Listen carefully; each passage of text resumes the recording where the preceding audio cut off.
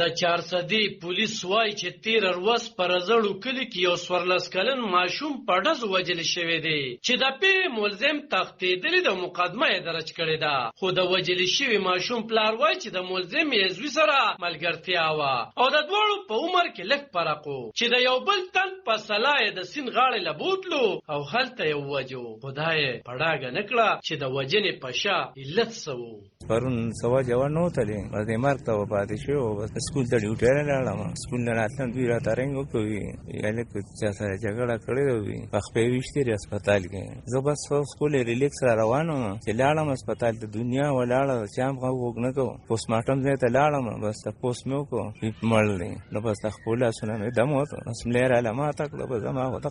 زه او بس نور مې څوک هم داسې نشته څلور بچي مې دي یو له مې واده کړی دوه په دوبۍ کې دا یو ماشوم سره کور کې تاسو ته راغلو زماري مزدورانو سره دی ناس دا مزدور دی ما سره دوی د سکول ته لاړم سارونه بجې بیا د الک راغلي دوی سره دغه کړی سو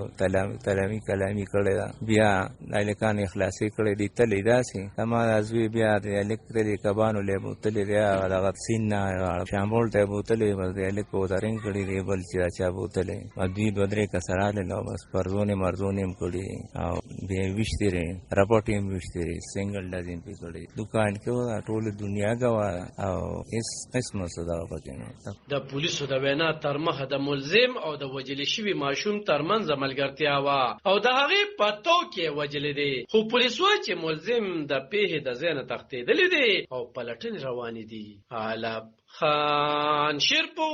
دلبر نیوز 400